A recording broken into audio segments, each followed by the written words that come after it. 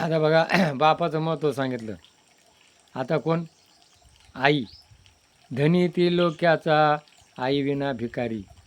बघा, किती जरी कोट्यावधी संपत्ती असली आणि त्याला जर आई नसली तर त्या संपत्तीला काही किंमत नाही. बघा, आई काय करते? तिच्याकडे काहीच नाही, ती नुसती मुलाच्या तोंडावरून हात फिरवती तरी त्या मुलाला गोड वाटतं. मुलं ज्या वेळेला जन्माला येतं त्याच्या तोंडात काय असतं? आई, आई, आई. आणि नंतर तो चालतो, मोठा होतो, त्यावेळेला त्याला बाहेरचं जग दिसतं, पण तो कोणाला? आईला विसरतो. मग तो काय म्हणतो? आईला अक्कल नाही, मम्मीला अक्कल नाही, बायको चांगली, आई तुला काही कळत नाही. अरे येड्या, तिनं तुला काय केलं? तुला कोरड्यावर झोपवलं, ती ओल्यावर झोपली, तुझं पोट दुखल, तू आजारी बसील, तिनं पोटाला मारलं. काय?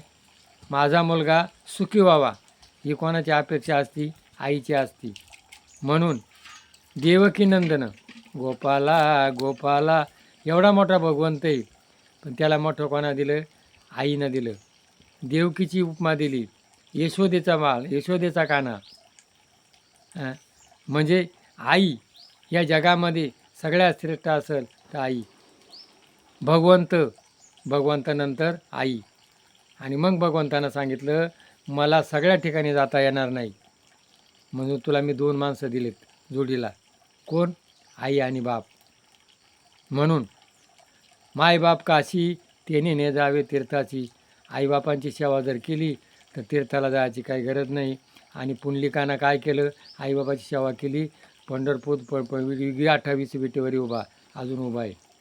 श्रावण बाळांनी काशी केली, त्या काशीचं महत्त्व आज वाढलेलं आहे.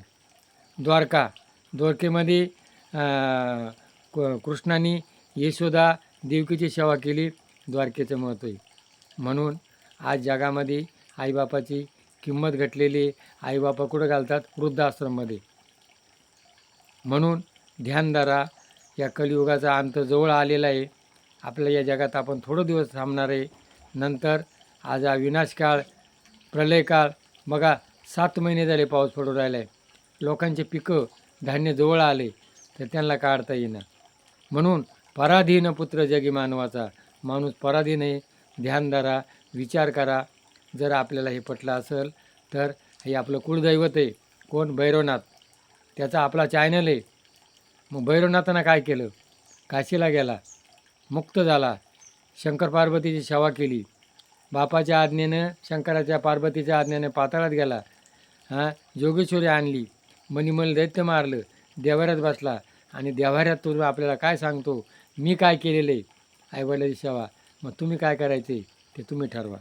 म्हणून आपल्या भैरवाचा आदर्श घ्या, पुंडलिकाचा आदर्श घ्या, श्रावणबाळाचा आदर्श घ्या, कृष्णाचा, रामाचा आदर्श घ्या.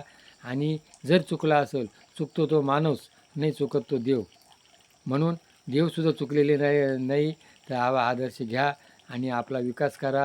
हे पटला असेल तर क्लिक करा. जय भैरवनाथ.